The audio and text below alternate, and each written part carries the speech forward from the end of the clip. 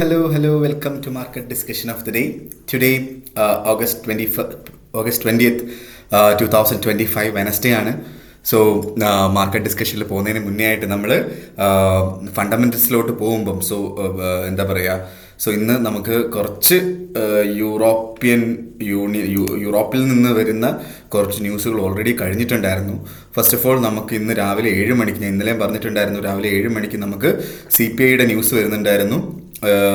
GBPനെ directly affect ചെയ്ത് UK എന്നുള്ള ന്യൂസാണ്. ന്യൂസ് വന്നപ്പോൾ 3.8% ആക്ച്വൽ വന്നത്. പ്രീവിയസ് വന്നിട്ട് 3.6 ആയിരുന്നു. ഫോർകാസ്റ്റ് 3.8. വലിയ രീതിയിലുള്ള വ്യത്യാസങ്ങളൊന്നും CPIയുടെ ഡേറ്റ ഉണ്ടാക്കിയിട്ടില്ല. അതുകൊണ്ടിട്ട് തന്നെ GBPനെ അത് വലിയ രീതിയിൽ അഫക്റ്റ് ചെയ്യുകയും ഇല്ല എന്നുള്ളതാണ്. ഓക്കെ, അതിനുശേഷം ECB പ്രസിഡന്റ് ലഗാർഡിൻ്റെ സ്പീച്ച് ഉണ്ടായിരുന്നു. CPIയുടെ ന്യൂസ് വന്നു കഴിഞ്ഞു ഓൾറെഡി യൂറോ സോണിൽ നിന്ന്. അതും ഒരു മാറ്റവും ഇല്ലാതെ കടന്നുപോയി എന്നുള്ളതാണ് ഇന്നത്തെ പ്രത്യേകത. ക്രൂഡ് ഓയിൽ സ്റ്റോക്ക് ചേഞ്ച് ഉണ്ട് വൈകുന്നേരം 3:00. വലിയ രീതിയിലുള്ളൊരു മാറ്റം ഒന്നും ഗോൾഡിലൊന്നും എക്സ്പെക്റ്റ് ചെയ്യുന്നില്ല. ക്രൂഡ് ഓയിലിൻ്റെ ഇന്നത്തെ ന്യൂസ് വെച്ച് നോക്കുമ്പോൾ നാളെ നമുക്കൊരു നല്ലൊരു ടെക്നിക്കൽ ഡേ ആയിട്ട് കൺസിഡർ ചെയ്യാം. നാളെ നമുക്ക് 1:30 മണിക്ക് UK ടൈമിംഗ് 1:30 മണിക്ക് ഇനിഷ്യൽ ജോബ്ലെസ് ക്ലെയിം, അതിനുശേഷം എക്സിസ്റ്റിംഗ് ഹോം സെയിൽസ് മാത്രമാണ് നാളെയുമുള്ള ന്യൂസ്. പക്ഷേ മറ്റന്നാൾ വളരെ ഇമ്പോർട്ടൻ്റ് ആയിട്ടുള്ള കുറേ ന്യൂസ് വരുന്നുണ്ട്. അതിൽ ഏറ്റവും ഇമ്പോർട്ടൻ്റ് ഫെഡ് ചെയർ പവലിൻ്റെ സ്പീച്ച് തന്നെയാണ്.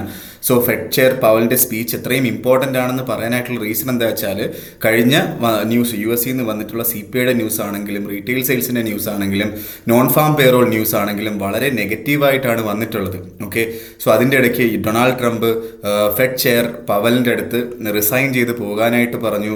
നോൺ ഫാം പേറോൾ ന്യൂസ് കൊണ്ടുവന്ന ഓഫീസറിനെ പുറത്താക്കി.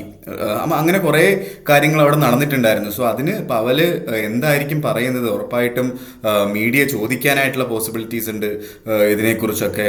അപ്പം അതിലെന്താണ് പറയുന്നത്, അതൊക്കെ വളരെ ഇമ്പോർട്ടൻ്റ് ആയിട്ടുള്ള കാര്യങ്ങളാണ്. അത് അടുത്ത ഫെഡ് ഇൻട്രസ്റ്റ് റേറ്റ് കൂട്ടാനാണോ കുറയ്ക്കാനാണോ, അതിൽ എന്തെങ്കിലും ഒരു ഹിൻ്റൊക്കെ വന്നു കഴിഞ്ഞാൽ പുള്ളിക്കാരൻ്റെ സംസാരത്തിൽ ഉറപ്പായിട്ടും മാർക്കറ്റിനെ ഡയറക്റ്റ്ലി അഫക്റ്റ് ചെയ്യും. ഇന്നും നാളെയാണ് നമുക്ക് ആക്ച്വലി ഒരു ടെക്നിക്കൽ ഡേ ആയിട്ട് കൺസിഡർ ചെയ്ത് മുന്നോട്ട് പോകാനായിട്ട് പറ്റുന്നത് എന്നുള്ളൊരു കാര്യമാണ് നമ്മൾ മനസ്സിലാക്കി പോകേണ്ടത്. ഓക്കെ, റഷ്യൻ നിങ്ങൾക്ക് എല്ലാവർക്കും അറിയാം, കഴിഞ്ഞ വെള്ളിയാഴ്ച നമ്മുടെ പുടിനും അതേപോലെ US പ്രസിഡന്റ് ട്രംപുമായിട്ടുള്ള മീറ്റിംഗ് ഉണ്ടായിരുന്നു. ആ മീറ്റിങ്ങിൽ പ്രത്യേകിച്ചൊരു ഒരു വലിയൊരു തീരുമാനങ്ങളോ സീസ് ഫയറോ അല്ലെങ്കിൽ വെടിനിർത്തലോ അങ്ങനത്തെ ഒരു കാര്യങ്ങളും വന്നിട്ടില്ല. എങ്കിലും എന്താ പറയുക, ട്രംപ് പറഞ്ഞിട്ടുള്ളത് ആ ഡിസ്കഷൻ ഒരു പ്രൊഡക്റ്റീവായിട്ടുള്ളൊരു ഡിസ്കഷനാണ്. സീസ് ഫയർ ഒന്നും എഗ്രീഡ് ആയിട്ടില്ല എന്നുള്ളൊരു കാര്യമാണ് ആ ഒരു മീറ്റിങ്ങിനകത്ത് നിന്ന് നമുക്ക് മനസ്സിലാക്കാൻ പറ്റുന്ന കാര്യങ്ങൾ. അതിനുശേഷം തിങ്കളാഴ്ച വൈറ്റ് ഹൗസിൽ സെലൻസ്കിയും യൂറോപ്യൻ ലീഡേഴ്സും UK പ്രസിഡന്റും അതേപോലെ തന്നെ നമ്മുടെ ഡൊണാൾഡ് ട്രംപുമായിട്ടുള്ളൊരു മീറ്റിംഗ് ഉണ്ടായിരുന്നു. ആ മീറ്റിങ്ങിനകത്തും എന്താ പറയുക, ഒരു സീസ് ഫയറോ കാര്യങ്ങളോ ഒന്നും വന്നിട്ടില്ല. പക്ഷേ ഉറപ്പായിട്ടും US സെക്യൂരിറ്റി ഗ്യാരണ്ടി ചെയ്തിട്ടുണ്ട്, യുക്രൈനിൽ സെക്യൂരിറ്റി ഗ്യാരണ്ടി ചെയ്തിട്ടുണ്ട് എന്നുള്ളൊരു കാര്യം മനസ്സിലാക്കുക. അത് മാത്രമല്ല 10 ദിവസത്തിനുള്ളിൽ 10 ദിവസത്തിനുള്ളിൽ മൂന്ന് പേരുള്ള മീറ്റിംഗ്, പുടിൻ, സെലൻസ്കി, ട്രംപ്, ഇവർ 3 പേരുമായിട്ടുള്ളൊരു മീറ്റിങ്ങും നടക്കാനായിട്ടുള്ള പോസിബിലിറ്റി കൂടുതലാണ്. ഹംഗറി, ഇസ്താൻബുൾ അല്ലെങ്കിൽ ഏതെങ്കിലും ഒരു ന്യൂട്രൽ ലൊക്കേഷനിൽ വെച്ചിട്ടായിരിക്കും ആ ഒരു മീറ്റിംഗ് നടക്കുന്നത്. ചിലപ്പോൾ അത് ഈ ഒരു വെള്ളിയാഴ്ചയോടെ ആവാം, അല്ലെങ്കിൽ ഒരു 10 ദിവസത്തിനകത്താകാം. അതോടെയാണ് നമുക്ക് സത്യം പറഞ്ഞാൽ ഒരു തീരുമാനത്തിലോട്ട് വരാൻ പറ്റുന്നത്. അല്ലെങ്കിൽ മാർക്കറ്റ് പക്ഷേ പൊതുവേ പോയിക്കൊണ്ടിരിക്കുന്ന ഒരു കാര്യം, പൊതുവേ പറഞ്ഞുകൊണ്ടിരിക്കുന്ന ഒരു കാര്യം എന്താ വെച്ചാൽ, വാർ ഒരു പീസ്ഫുൾ അല്ലെങ്കിൽ ഒരു സീസ് ഫയറിലോട്ട് വരാനായിട്ടുള്ള പോസിബിലിറ്റി തന്നെയാണ് എല്ലാവരും പറഞ്ഞിട്ടുള്ളത്. ഓക്കെ, അതുകൊണ്ടിട്ട് തന്നെ നമ്മൾ ഒരു ബൈ എടുത്തു കഴിഞ്ഞാൽ ഉറപ്പായിട്ടും അതിന് സ്റ്റോപ്പ് ലോസ് ഇട്ട് തന്നെ ചെയ്യുക. അല്ല നേരെ മറിച്ച് ഇപ്പം യൂറോപ്യൻ ലീഡേഴ്സ് പറയുകയാണ് പുടിനെ വിശ്വസിക്കാൻ കൊള്ളാത്ത ഒരാളാണ്, അങ്ങനെയൊക്കെയുള്ള സ്റ്റേറ്റ്മെൻറ്റുകളൊക്കെ വന്നു കഴിഞ്ഞാൽ ചിലപ്പം ഗോൾഡ് മുകളിലോട്ട് പോകാനായിട്ടുള്ളൊരു പോസിബിലിറ്റി ഉണ്ട്. അതുകൊണ്ടിട്ട് ഒരു കാരണവശാലും ട്രേഡ് ചെയ്യുമ്പോൾ സ്റ്റോപ്പ് ലോസ് ഇല്ലാതെ ചെയ്യാതിരിക്കുക. ഓക്കെ, ഇതാണ് എനിക്ക് ഫസ്റ്റ് ഓഫ് ഓൾ പറഞ്ഞു പോകാനായിട്ടുള്ളത്. നേരെ നമ്മൾ ടെക്നിക്കൽ സൈഡിലോട്ട് വരുമ്പോൾ ഫസ്റ്റ് ഓഫ് ഓൾ നമ്മൾ എല്ലാ ദിവസവും പറയുന്നത് പോലെ JPY 147 പോയിന്റ് എന്താ പറയുക 56 എന്ന് പറയുന്ന റേഞ്ചിൽ നിൽക്കുന്നു. 148 അവിടുന്ന് സെല്ലെടുക്കാനായിട്ട് ഞാൻ പറഞ്ഞിട്ടുണ്ടായിരുന്നു. 147.10 വരെ ഇന്ന് വന്നിട്ടുണ്ട്. ആ ഒരു സ്ഥലത്ത് വെച്ചിട്ട് പ്രോഫിറ്റ് എടുത്ത് മാറിയിട്ടുള്ള ആൾക്കാർ നല്ല കാര്യം. ഞാൻ എടുത്ത് മാറിയിട്ടില്ല. പക്ഷേ എനിക്ക് പറയാനായിട്ടുള്ളത് അടുത്ത വട്ടം ഒന്നുകൂടെ കിട്ടിക്കഴിഞ്ഞാൽ ഞാൻ പ്രോഫിറ്റ് എടുത്ത് മാറും. കാരണം ഈ ഒരു മാർക്കറ്റ് കണ്ടീഷൻ ഞാൻ എപ്പോഴും പറയാറുള്ള കാര്യം എന്താണ്, 1:1.5 റേഷ്യോയിലെങ്കിലും നിങ്ങൾ ട്രേഡ് എടുക്കണം എന്നുള്ളൊരു കാര്യം അല്ലേ. സോ JPY ഞാൻ ആക്ച്വലി വെച്ചിട്ടുള്ള സ്റ്റോപ്പ് ലോസ് വന്നിട്ട് H4 എടുക്കുകയാണെങ്കിൽ കുറച്ചുകൂടെ കൃത്യമായിട്ട് കാണാൻ പറ്റുമായിരിക്കും. ഓക്കെ, സോ എൻ്റെ സ്റ്റോപ്പ് ലോസ് കണ്ടോ 148.70 സ്റ്റോപ്പ് ലോസ് ഉള്ളത്. ഓക്കെ, സോ ഏകദേശം 80 പിപ്പിൻ്റെ സ്റ്റോപ്പ് ലോസ് ആണ് ഞാൻ വെച്ചിട്ടുള്ളത്. ടേക്ക് പ്രോഫിറ്റ് 120 പിപ്പിൻ്റെ ടേക്ക് പ്രോഫിറ്റും വെച്ചിട്ടുണ്ട്. 1:1.5 റേഷ്യോയിലാണ് ഞാൻ വെച്ചിട്ടുള്ളത്. ഓക്കെ, പക്ഷേ ഈ ഒരു മാർക്കറ്റ് കണ്ടീഷൻ നിങ്ങൾ നോക്കിക്കഴിഞ്ഞാൽ നിങ്ങൾക്ക് മനസ്സിലാവും എന്ത്, മാർക്കറ്റ് വളരെ ചെറിയ മൂവ്മെൻറ്റുകളാണ് തന്നുകൊണ്ടിരിക്കുന്നത്.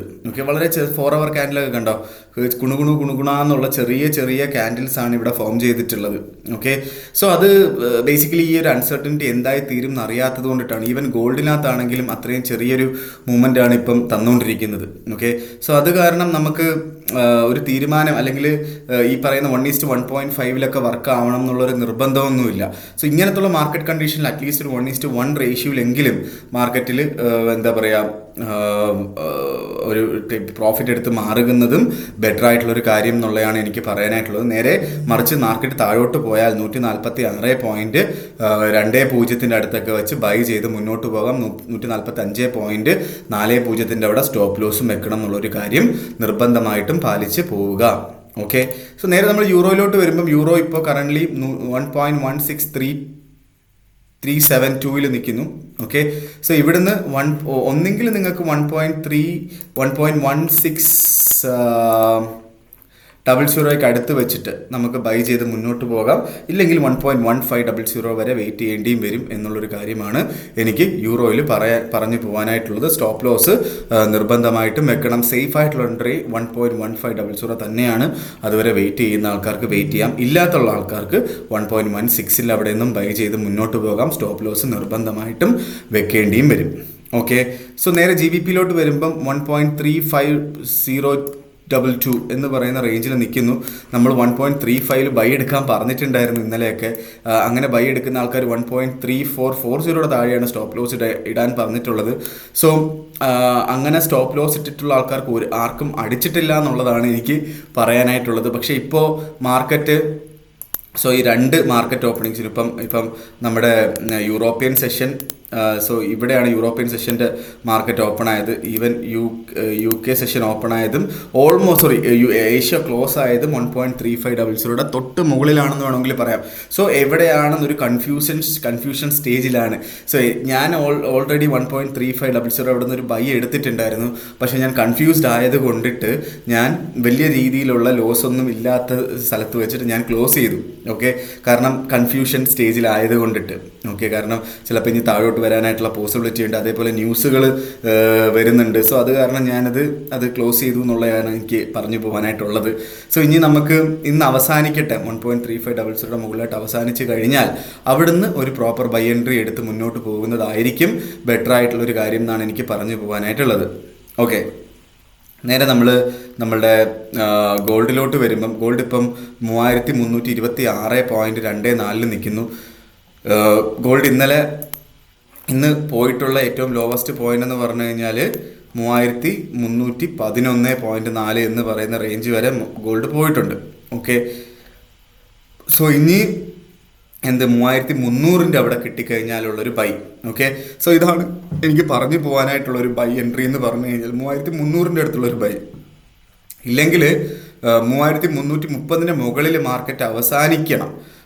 ഇന്ന് ഏതെങ്കിലും ഒരു മാർക്കറ്റ് ടൈമിൽ, ഇന്നത്തെ എല്ലാ മാർക്കറ്റ് ടൈമിലും 3330 താഴെയായിട്ടായിരുന്നു അല്ലേ. സോ 3330 മുകളിൽ ഇന്ന് കയറിക്കഴിഞ്ഞാൽ ചാടി കയറി ബൈ എടുക്കാതിരിക്കുക. ഓക്കെ, 3280 വരെയൊക്കെ പോകാനുള്ള പോസിബിലിറ്റി ഉണ്ട്. പക്ഷേ ചാൻസസ് കുറവാണ് ഈ ഒരു സിറ്റുവേഷനിൽ. കാരണം എന്താണ് തീരുമാനം എന്ന് ഇതേവരെ ആർക്കും അറിയാത്തത് കൊണ്ടിട്ട് 3280 പോകാനുള്ള പോസിബിലിറ്റി കുറവാണെങ്കിലും പൊയ്ക്കൂടാ എന്ന് നിർബന്ധമൊന്നുമില്ല, ചിലപ്പോൾ പോകാം. ഓക്കെ, സോ 3300 എന്ന് പറയുന്ന റേഞ്ചിനകത്ത് കിട്ടിക്കഴിഞ്ഞാൽ ബൈ ചെയ്യുക. 3300 30ൻ്റെ മുകളിൽ കയറി കഴിഞ്ഞാൽ തൽക്കാലം വെയിറ്റ് ചെയ്യുക.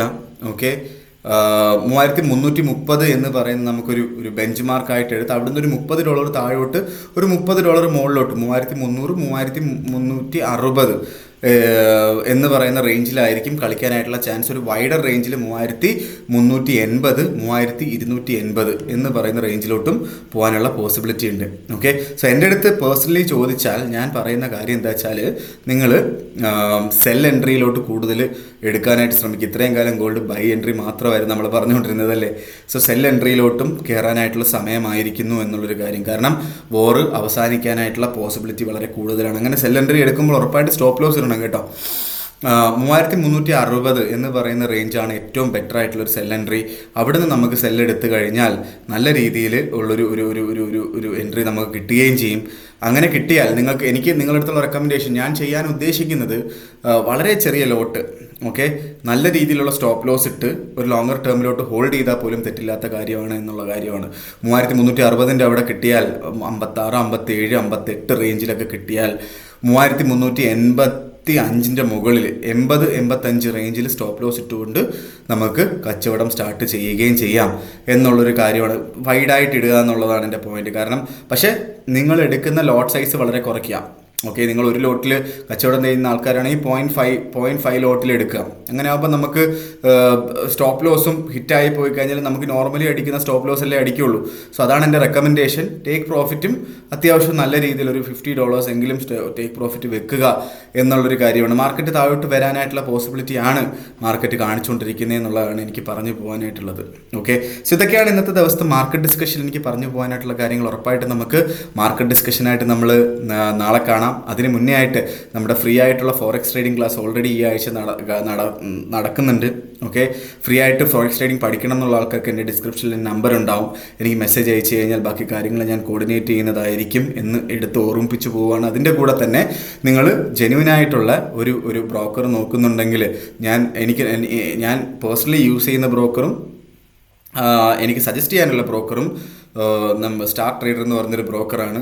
വളരെ എല്ലാ രീതിയിലുള്ള regulations, UK regulations, UAE regulations, അതേപോലെ സൗത്ത് ആഫ്രിക്ക, ഓസ്ട്രേലിയ ബേസ് ചെയ്തിട്ടുള്ള മെയിൻ രാജ്യങ്ങളിലുള്ള റെഗുലേഷൻസ് ഉള്ള ബ്രോക്കർ ആണ്. അതിൻ്റെ കൂടെ $100,000 വരെയുള്ള നമ്മളുടെ ക്യാപിറ്റൽ അവർ പ്രൊട്ടക്റ്റ് ചെയ്യുന്നുമുണ്ട്. ലോയിഡ്സ് ബാങ്ക് പ്രൊട്ടക്റ്റ് ചെയ്യുന്നുമുണ്ട് എന്നുള്ളതാണ് അതിൻ്റെ പ്രത്യേകത. ഓക്കെ, എന്താ പറയുക, പിന്നീട് പറഞ്ഞു കഴിഞ്ഞാൽ ടൈറ്റ് ആയിട്ടുള്ള സ്പ്രെഡും ഈവൻ സ്വാപ്പ് ഫ്രീ അക്കൗണ്ട്സും അവർ പ്രൊവൈഡ് ചെയ്യുന്നുണ്ട്. അതേപോലെ ബോണസ് പ്രോഗ്രാമും, നല്ല രീതിയിലുള്ള ബോണസ് പ്രോഗ്രാമും അവർ പ്രൊവൈഡ് ചെയ്യുന്നുണ്ടെന്നുള്ളൊരു കാര്യമാണ് എനിക്ക് പറഞ്ഞു പോകാനായിട്ടുള്ളത്. എൻ്റെ ഡിസ്ക്രിപ്ഷനിൽ സ്റ്റാറിൻ്റെ ലിങ്ക് ഉണ്ട്. നിങ്ങൾക്ക് ഒന്നെങ്കിൽ അങ്ങനെ രജിസ്റ്റർ ചെയ്യാം, ഇല്ലെങ്കിൽ എനിക്ക് പേഴ്സണൽ മെസ്സേജ് അയച്ചു കഴിഞ്ഞാൽ എനിക്ക് നിങ്ങൾക്ക് തരാൻ പറ്റുന്ന ഓഫേഴ്സിനെ കുറിച്ചും ഞാൻ പറഞ്ഞു തരാമെന്ന് ഓർമ്മിപ്പിച്ചുകൊണ്ട് ഇന്നത്തെ ദിവസത്തെ മാർക്കറ്റ് ഡിസ്കഷൻ ഞാൻ കൺക്ലൂഡ് ചെയ്യാണ്. മാർക്കറ്റ് ഡിസ്കഷനായിട്ട് നമ്മൾ നാളെ കാണുന്നത് വരെ ഗുഡ് ബൈ.